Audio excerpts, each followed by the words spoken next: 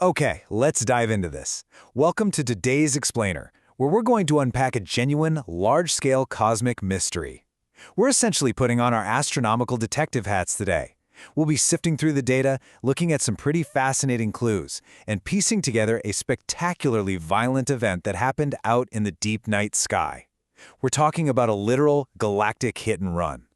Our scene of the crime is this absolute stunner, NGC 4559, which is affectionately known as the Koi Fish Galaxy or Caldwell 36. William Herschel originally spotted this one way back in 1785. It sits out in the Coma Berenices constellation, and at first glance, it's just this gorgeous gas-rich spiral galaxy, right? But don't let that serene blue glow fool you. Hidden away in its outer disk is the aftermath of something incredibly destructive. To actually get to our crime scene, we need to look about 29 million light years away from Earth. Just kind of pause and wrap your head around that scale for a second. The photons hitting our telescopes today left that galaxy 29 million years ago.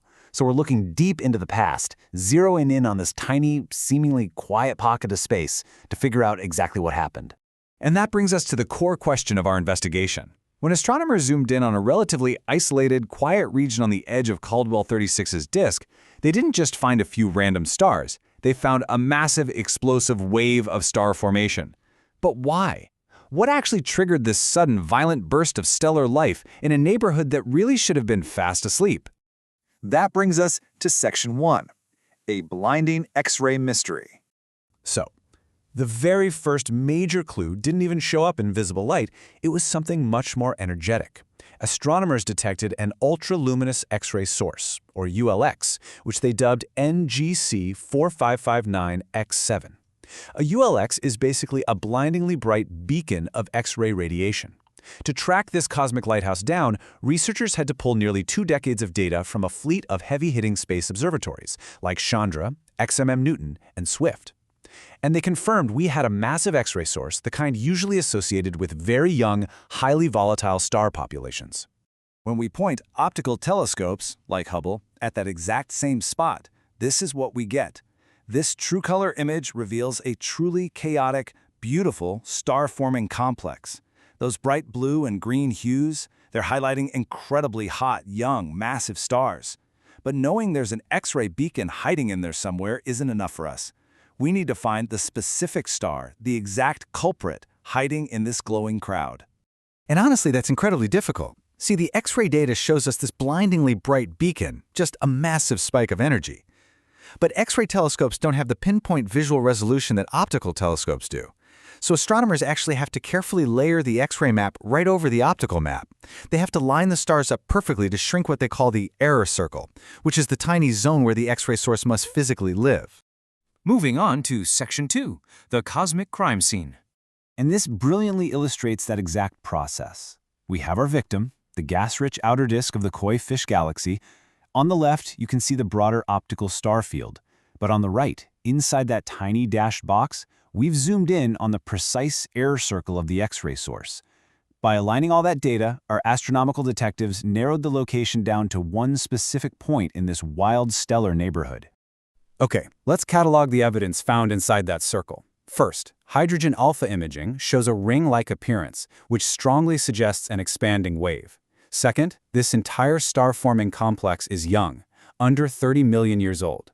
Third, the absolute brightest object in our X-ray circle is a massive blue supergiant, about 20 times the mass of our Sun, and it's roughly 10 million years old.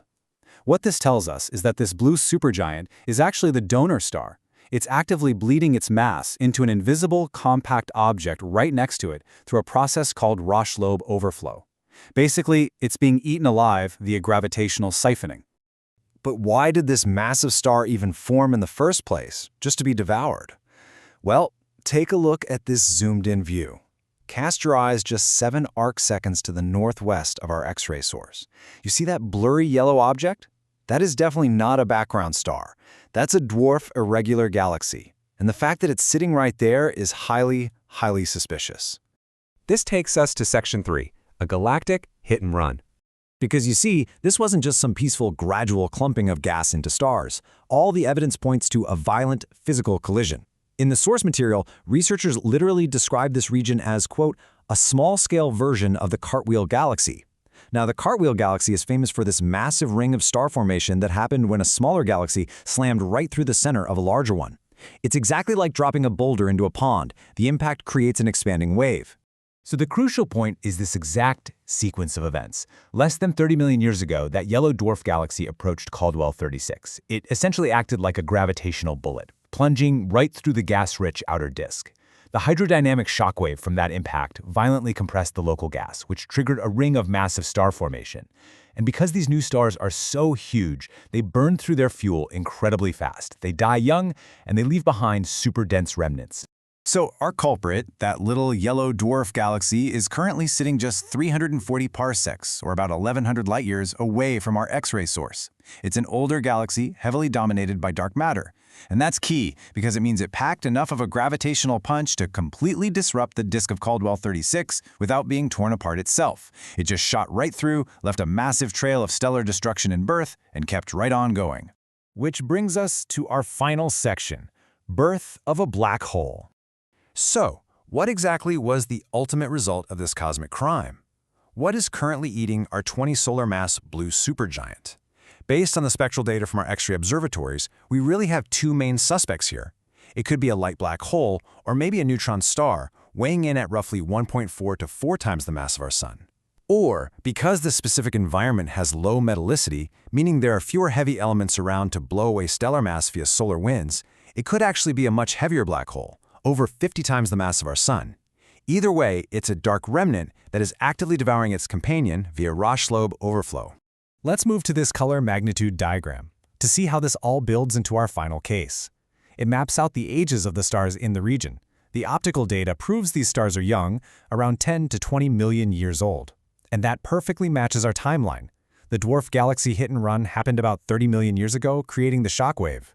10 million years later, our massive blue supergiant is born, alongside an even more massive sibling.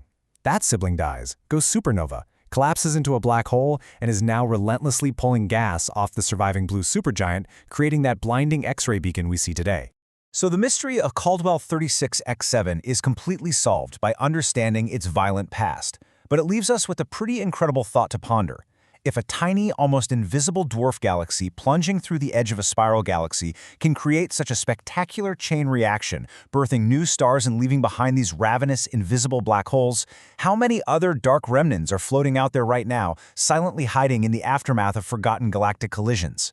It really changes how you look up at the quiet night sky, doesn't it? Thank you so much for joining me on this explainer. Keep your curiosity alive, and I'll catch you in the next one.